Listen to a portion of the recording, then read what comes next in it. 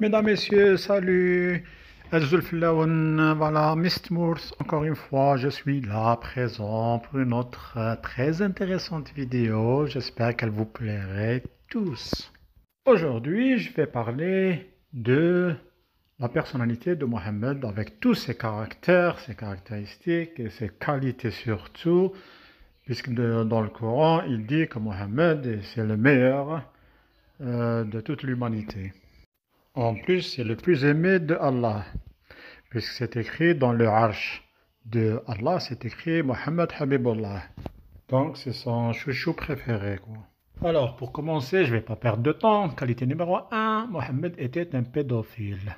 C'est quoi un pédophile? C'est quelqu'un qui est attiré par un enfant sexuellement. Et on sait bien que Mohammed, à l'âge de 53 ans, il s'est marié avec la complicité d'Abu Bakr. Elle s'est mariée à Aïcha quand elle avait 9 ans.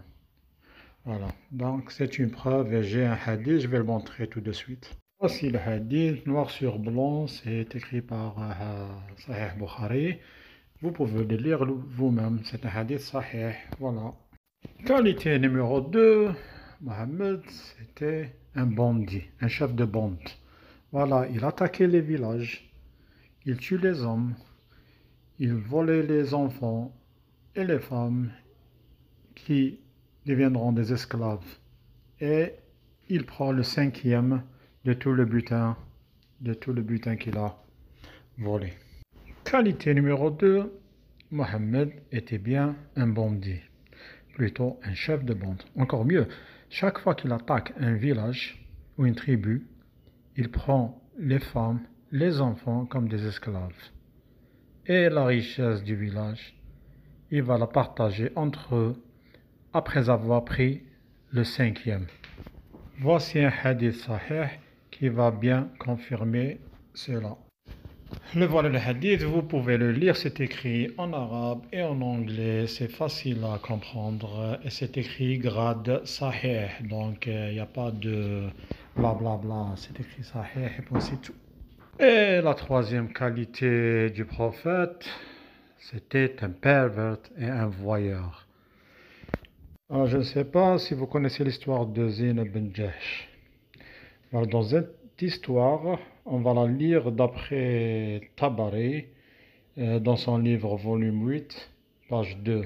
Il va raconter l'histoire de Mohammed quand il allait regarder les fesses de Zaynab bin Jahsh. Je vais la lire en arabe et vous verrez vous-même. C'est Tabari, vous connaissez bien que c'est pas n'importe qui, hein. Alors, si c'est un menteur, ça c'est autre chose. Alors, زوج النبي زينب بن جحش من زيد. Il a dit que Mohammed, le prophète, il a fait marier Zaynab bin Jahsh avec Zayd. Voilà. فمكثت عنده حين. Elle a resté quelques mois ou quelques années, je ne sais pas, il n'a pas spécifié la durée. Alors, ثم عليه السلام أتى زيدا يطلبه. Un jour, Mohammed est parti voir Zayd. Alors, il a marché dans le désert, je ne sais pas moi, 100 mètres, 200 mètres, 300 mètres, pour chercher Zayd. Voilà, j'arrête ici. D'ailleurs, Mohammed, s'il veut chercher Zayd, il n'a qu'à envoyer un de ses esclaves, hein. Comment vous voyez que Mohammed, il va marcher 100, 200, 300 km, 200, 300 mètres, sous le soleil ardent, pour demander à Zayd. Alors, ça, j'y crois pas. Il dit, ça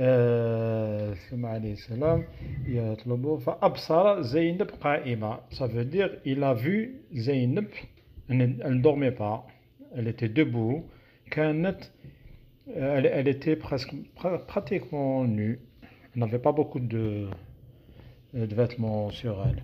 Elle était blanche et belle. Jassima, elle était un peu gros parce qu'ils aimaient les grosses femmes. أتم نساء قريش فهويها وقال. Il dit parmi les femmes de Quraysh, elle était la plus belle et la plus volumineuse. Donc, qu'est-ce qu'il a dit? Quand il l'a vue comme ça, oh my God, il a dit Subhanallah, muqallib al-qulub. C'est comme il dit en français, oh mon Dieu, elle m'a fait tourner mon cœur. Oh là là, qu'elle est belle, oh. Alors, Zaynab l'a entendu, Et elle a dit ça à son mari Zaynab. Elle a dit, regarde, qu'est-ce que Mohammed a dit sur moi. Alors, comme vous voyez, le salaud, c'était un voyeur. Il allait la voir quand elle était pratiquement nue, il regardait ses fesses et par hasard, ce jour-là, elle l'a vue.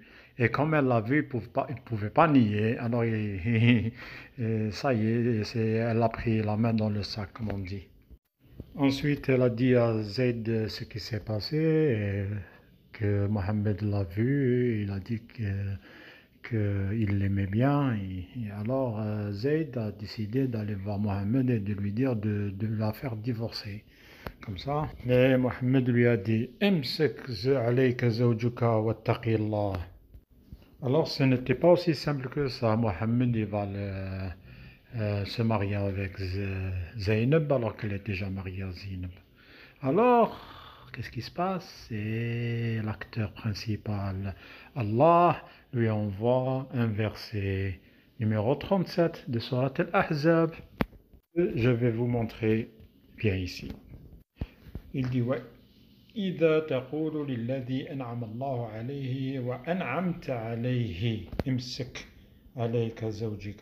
Bon, je ne vais pas la lire toute, mais je vais directement l'expliquer. Il dit, et toi qui dis à Zayn, garde ta femme, imsak alayka zawjuka wa taqillah. Tu lui dis, garde ta femme, mais crains Dieu. Ensuite, il dit, wa takhfa fi nafsika ma Allah mubdihi. Ce qui veut dire, tu caches dans ton cœur ce que le bon Dieu, Allah, va révéler. Ensuite, il dit, wa takhsha an-nasa wallahu ahaq an takhshah. Ce qui veut dire, comment tu as honte des gens, alors il faut avoir honte de Allah, pas des gens. Ensuite, il dit, فَلَمَّا قَضَى زَيْدٌ مِنْهَا وَطَرًا زَوَّجْنَاكَهَا.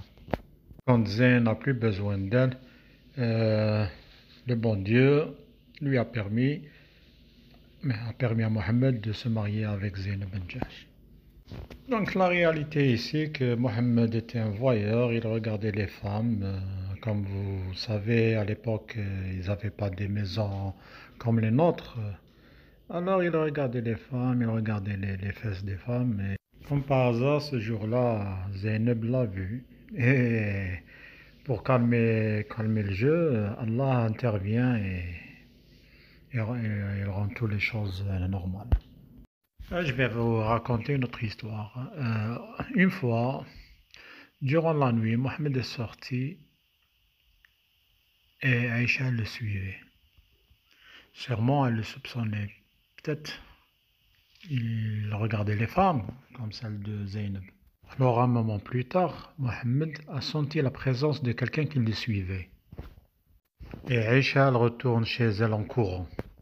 Alors, Mohammed, quand il arrivait dans sa maison, ou plutôt dans son gourbi, il a remarqué que Aïcha, elle transpirait beaucoup. Alors, il a compris que c'était elle qui le suivait.